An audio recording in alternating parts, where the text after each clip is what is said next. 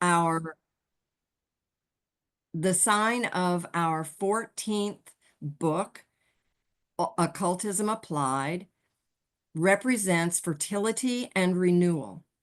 We welcome spring at the vernal equinox and Aries, but the real work of spring happens after the winds and rains of Aries have spread seeds and huge rain showers.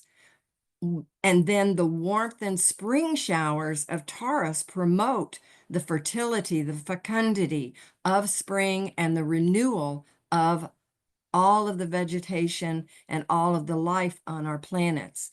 We come out from the darkness into the light. It is a time when we invite the practical application of all we have learned in our everyday lives by applying our knowledge of astrology, tarot, alchemy, psychology, and all the other energies and resources which are available in our everyday lives, which we've gathered from all sorts of sources. And we bring them all together at the time of Taurus, and we experience a renewal. I learned very early in the beginning days of my studies here at the Church of Light that our life is like a pie that has 4 equal pieces of 25% each.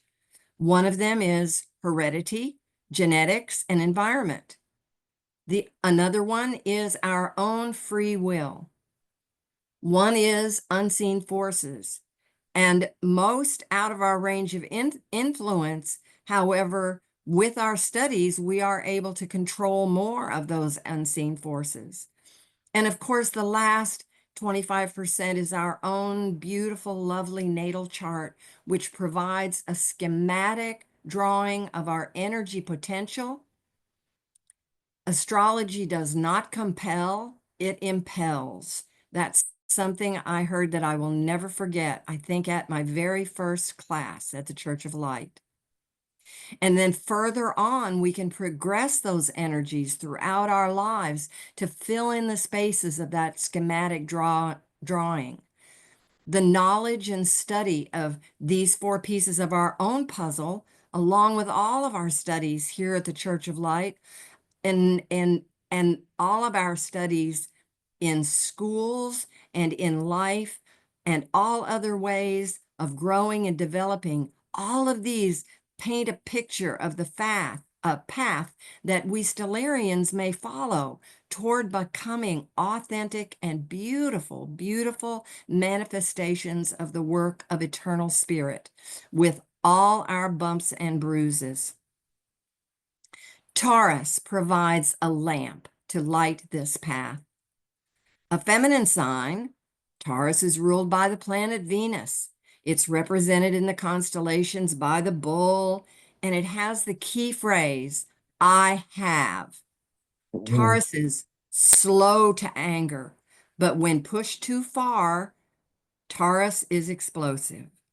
Taurus is quiet and thoughtful, waiting patiently for plans to mature. Taurus is steadfast and hardworking, but may sometimes be sullen and reserved. Taurus makes warm friends and forever enemies. Taurus thinks about money and possessions, but not necessarily obsessing about how getting more or spending more, yet likes to have them and use them for their own personal purposes. Think about your own chart. What house cusps Taurus may occupy and what planetary influence these are. A strong Taurus energy in a chart makes for a good employee. As perfectors, Taurians are persistent in the jobs they have. But if it's a strong Taurus, they may rarely initiate. They like it better to clean it up at the end.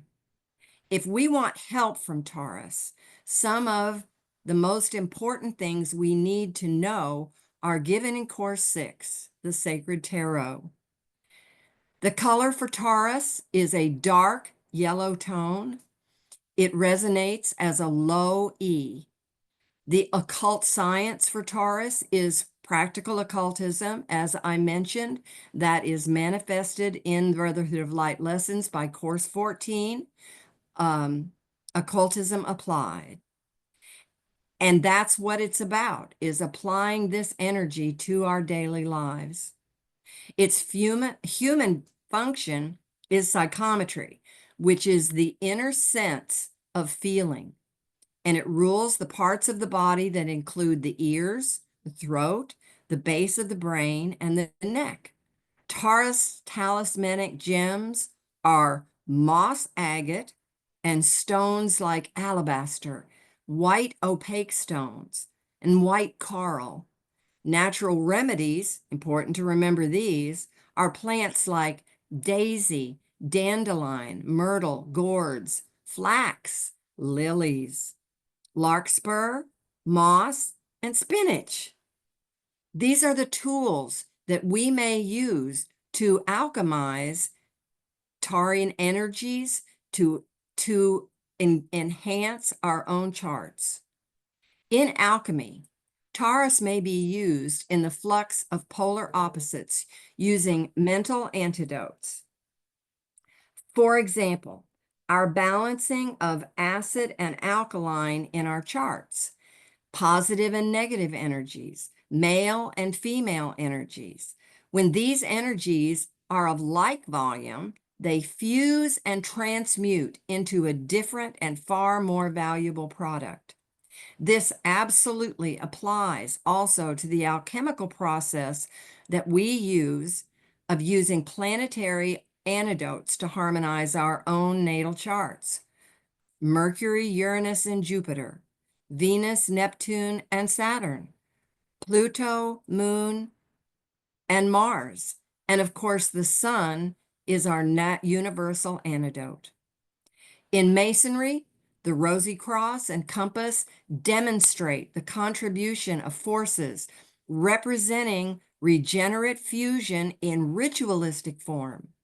In magic, we have the mysteries of regenerate love, as love lies at the foundation of all activity, all intelligence, all feeling, bringing about a blend and exchange of the finer forces of our physical world, the combining of the forces of nature. In the intellectual world, combining ideas which create the moral life, and in the spiritual world, the perpetual movement of life. In numerology, Taurus represents the constant effort to know as much as possible about how to work on the inner plane. It also gives us a path toward the regenerated union of the finer forces, to blend and fuse those forces, to recreate them in a spiritual or moral sense. In that exchange, controlled and directed by love, there is the power to restore and maintain growth and vigor. As we begin our journey through Taurus for the rest of April and into May, let's all work toward making the most of the opportunities presented by this sign of beauty and strength. Make a plan about how you can use all the tools that are in our lessons in your personal gardens of the physical world, the intellectual world, and the spiritual world.